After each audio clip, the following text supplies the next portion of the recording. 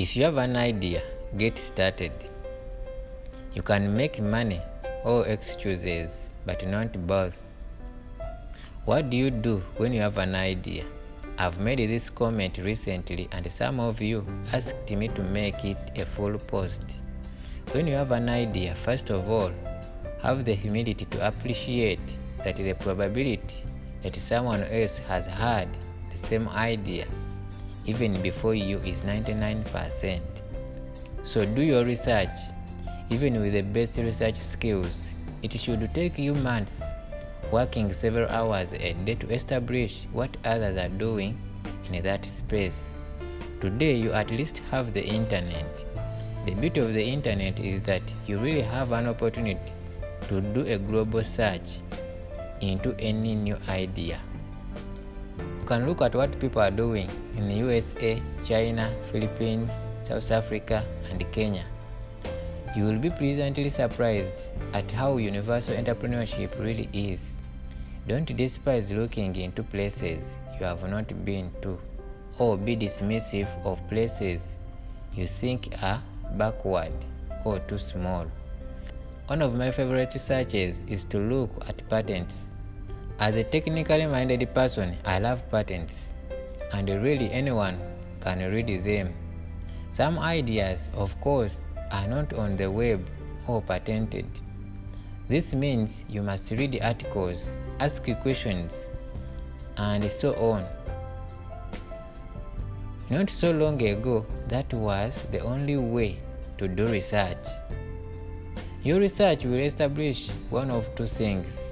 One, you really are the first person in the world to have the brilliant idea. If it is an invention or innovation, you must first then seek legal protection for it. There are experts you can find to help you on how this is done. Choose the right one. Once it is protected, then you can go out to seek support to turn it into a business. 2.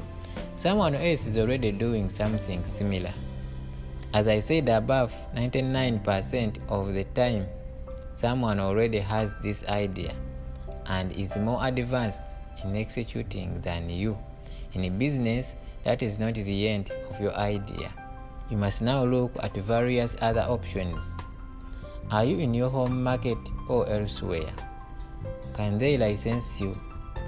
Can you compete?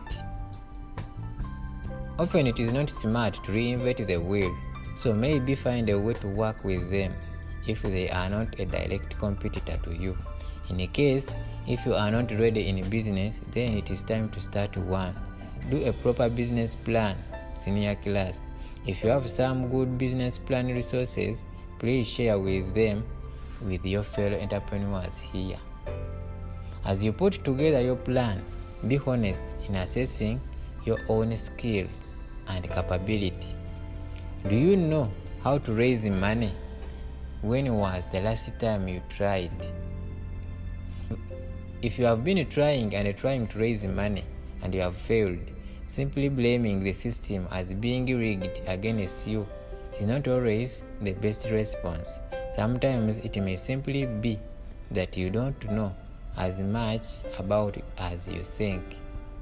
Perhaps you need to find a co-founder or even co-founders, people who have skills that you don't have.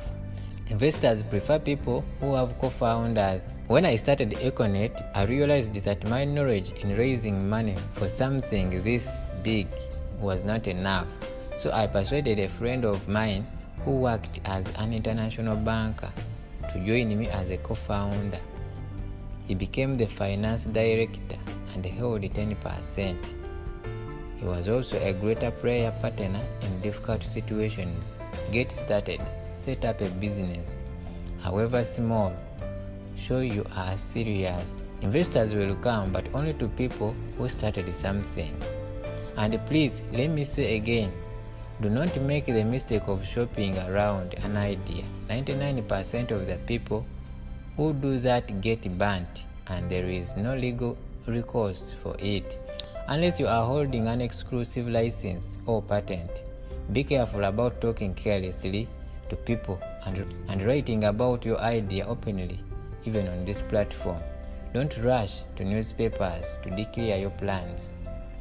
The only time I allow our people to make press statements about anything we are working on is when you are ready to bring in customers. Competitors are real in any business area you enter. They don't owe you a living. You have to be quick, nimble, adaptable, and above all smart. Know when to fight or to flee to a special corner. Nearly every great company out there once had a competitor or competitors that could have eaten them like a snack. But the converse is also true. Every great company has a small competitor right now that will eventually challenge them and win. Now is the time to banish all fears and excuses from your mindset. You are each stars already in your own different ways. Reflection. The biblical Joseph said to his brothers, "When you sent me away, your motivation was for evil, but God used it for good." I really only became a better entrepreneur when I was confronted with having to survive as an outsider. I learned to be tough only on the inside. You must be as innocent as a dove, but as shrewd as a serpent. My strength is made perfect in your weakness, the master said. I believed you could be successful no matter the conditions. Sometimes my competitors were the ones invited to write the rules under which we had to compete with them. Imagine what happens when your competitor is the state operator and the government does not like you.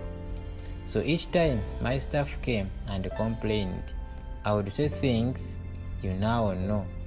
Nothing turns on this. We fight in the conditions, not the conditions. Your political influence and the power will never be greater than the grace I enjoy. These became as statements of faith. A young entrepreneur once called me and asked for an urgent meeting. He told me his father had just been elected president of their country. It was at a time when mobile licenses were like cash registers. I can get a license issued, but I want to be your partner. I politely declined. Now, my friends, this kind of thing has happened to me over the last 20 years, no less than 10 times. Each time I would go before the Lord and make a little prayer. Lord, today I took a stand based on your values. You said I would not suffer loss if I make such a stand. Please remember to compensate me 100-fold for this stand.